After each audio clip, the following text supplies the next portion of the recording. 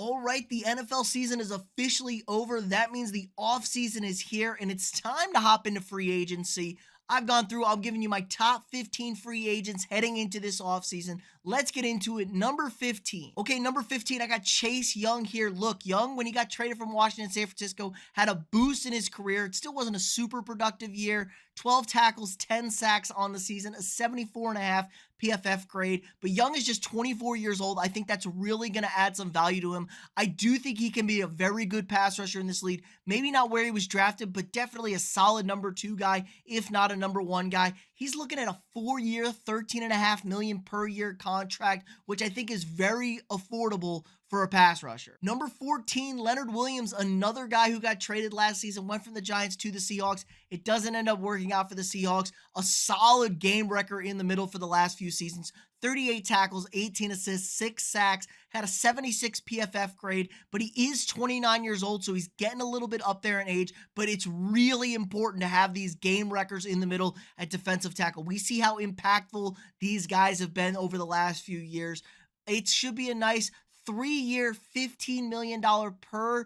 That's solid numbers there for a guy that can really impact for the game at times. Number 13, Mr. Consistent himself, the ageless wonder, Mike Evans, 79 catches, 1,250 yards, and 13 touchdowns last season, an 81.5 PFF grade, but he is 30 years old. That is getting up there for wide receivers, but Evans is Mr. Consistent, always 1,000 yards every single year, and his game doesn't get hurt by the loss in athleticism with age. He's always been a big body wide receiver, jump up and go get the ball. He's not a burner. He's not a route runner. He's just a big body guy that I think any of the top tier teams are going to want to add, and maybe you can get him at an affordable price. It is looking at a 4-year, $24 million per, which is a little pricey, but it's kind of cheap if he's giving you the production he's given you over those next 3 or 4 years. Look at a team like Kansas City. Look at a team like maybe San Francisco to get an elite wide receiver 1. I still think Mike Evans got it. Number 12, a guy that's really not talked about and slept on, a fantasy stud, Michael Pittman Jr.,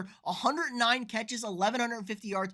Only found the end zone 4 times last season, but still a 77.5 PFF grade, and at just 26 years old, he's entering the prime of his career. You still got another 4 really solid seasons coming out from him, and I think he can be a number 1 guy. He's an elite number 2 option if you put him on a team that already has a very strong wide receiver. I think he would be deadly as the number 2 option. He's looking at a 4-year, $22.5 million contract, which is very, very affordable for a guy who I still don't think has reached his ceiling.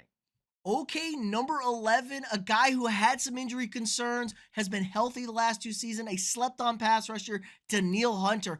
51 tackles, 16 assists, 18 sacks, and 4 forced fumbles last year. Only a 78 PFF grade, but man, he was so impactful on a revamped Minnesota Vikings defense. I don't think he gets talked about enough as one of the top-tier pass rushers in the league, 18 sacks is 18 sacks, folks. Now, if he can stay healthy, he's really going to draw a big-time contract. He is 29 years old, and there are injury concerns. We're projecting him at like a 3-year, $20 million per. I think he might want a little bit more than that, and that could be a problem. But he's revamped his increased run game help. That's going to help out his value a lot. So I think Hunter is a sneaky good ad for somebody. Okay, number 10 from your Super Bowl champion Kansas City Chiefs, L'Jarius Sneed, 65 tackles, 2 picks on 81 targets, only 42 receptions given up, had a 71 PFF grade. Sneed was really an excellent piece in this lockdown secondary in this Chiefs. They shut everybody down, and he was a part of it.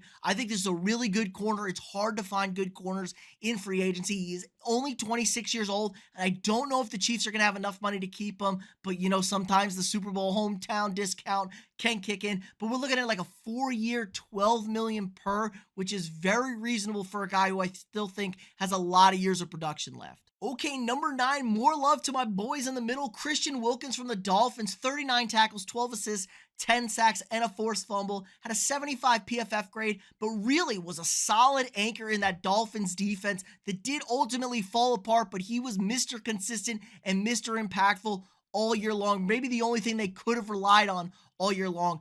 I've talked about how important it is to have the game records in the middle, and Wilkins is a guy that can rush the passer from the interior of the defensive line. He is 28 years old, so he is getting up there a little bit. We're looking at a 4-year, $20 million per contract, which is relatively affordable for a position of super importance, I think. Okay, number 8, one of my favorite safeties in the league, Antoine Winfield Jr., racked up an all-pro nod this year, 87 tackles, 3 interceptions, only 37 targets and 26 receptions, had a 91 PFF grade, monster year from him, and he's entering the prime of his career, just 25 years old, has a ton of playoff experience, has a Super Bowl ring under his belt. I think this is going to be one of the best safeties in the league for the next few years, patrolling around. You can rush the passer with them. You can move him all over the place. He's kind of a joker of all trades. He's looking at a 4-year, $18.5 million contract per year. That's a little expensive for safeties, but I think he's worth every penny because I still think you're getting another 4 to 5 years of elite production. Okay, more defensive line love. Justin Madubuike from the Baltimore Ravens, 35 tackles, 9 assists, 14 sacks, and a forced fumble. A guy that does not get talked about unless you're hanging out in the AFC North because he's ruining your weekend every Sunday, it feels like. Madubuike is still only 26 years old. Game records on the defensive line. That's what I'm all about all the time. It feels like they're so hard to come by, and they are really important for you to lock down. 4 years, $20 million.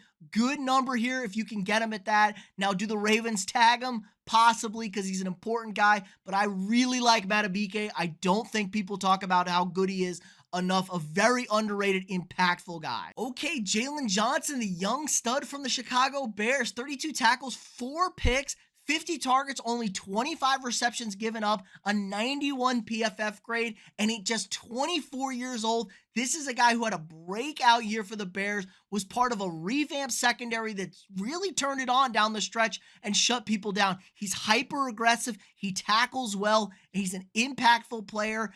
I like this. It shouldn't be too expensive to get him either. We're looking 4 years, 15.5 per year. I love getting a corner at this age, 24 years old. Corners don't have a long shelf life, and I think Johnson's going to give you another 2 or 3 years of very top-tier corner play. Expect him to draw big attention from a lot of teams out there. Okay, number 5, Brian Burns. You know the theme for me. 30 tackles, 13 assists, 9 sacks, and a forced fumble. A 74 PFF grade. Probably the best player on the worst team in football this year. He doesn't get talked about. The Panthers defense wasn't a complete train wreck this year, at least for most of the year. Burns is another guy that can get after the quarterback, disrupt the game flow from the defensive line position. Only 25 years old. I expect his production to go way up over the next few years. He's going to get a nice deal here of looking at a 5-year, $21.5 million per. He's going to draw a pretty penny, and he deserves a pretty penny. This is a big, impactful player that a lot of people around the league, I should say, a lot of people don't necessarily know about, but Brian Burns here, number 5. Okay, number 4, it was a down year for T. Higgins, only played in 12 games. There was a lot of turmoil at quarterback. There was a lot of stuff. Still had 42 catches, 650 yards, and 5 touchdowns, a 72 PFF grade. He is only 24 years old, so he's entering into the prime of his career. The Bengals can't afford to keep him, but can T. Higgins be that number 1 guy? I think there's potential there. He had some big games when Chase went out against Minnesota. He finished that game really big. Now, can T draw that attention? Maybe not as the number 1 guy, but we're looking at a 4-year, $16.5 million contract. That's a great spot for a number 2. If you can afford to pay a number 2 wide receiver, maybe you got a number 1 who's a young guy that you aren't really paying and you want to pair T. Higgins with him because Higgins is super productive. He makes big time catches and he has a ton of big game experience playing in all those playoffs with Cincinnati, playing against the best teams in the league the last few years. So I think T. Higgins bounces back. I like him at number 4. Okay, number 3, Josh Allen, the Josh Allen. He's the Josh Allen. Josh Allen from the Jacksonville Jaguars. 35 tackles, 12 assists, 19 sacks, 2 forced fumbles, an 89.5 PFF grade. He's one of the best pass rushers in the league, coming off from that linebacker position in the 3-4. He's outstanding. He wrecks games. He gets after people. I'm a huge Josh Allen fan, both of them, but this one in particular. He's only 26 years old. He's in the prime of his career. I think he's going to get a massive payday. We're looking at a 5-year, $21.5 million per, and he's just going to be a game wrecker for years to come. He's a smart football player. He knows what he's talking about, and everybody seems to love him down in Jacksonville. So I think Josh Allen, a big-time name and a big-time ad for anybody out there. Okay, number 2, the old man. Show some love for my guy Kirk Cousins. 2,300 yards, 18 touchdowns, and 5 picks in just 8 games last year. An 86 PFF grade. Now he is 35 years old and he's coming off a torn Achilles. But quarterback is a premium position in this league. And Cousins is definitely a top 10 guy in this league. He's been playing lights out the last few years. He's never really been a mobile quarterback, so I don't think the injury concerns are really that big. All he's got to do is plant and let it rip. And there's so many teams out there that need a veteran quarterback. I think Cousins is going to get a little overpaid. The projections here are kind of crazy. 3 years and $39.5 million. But teams are so desperate to find stability at the quarterback position. Now, does he take the hometown discount to stay in Minnesota?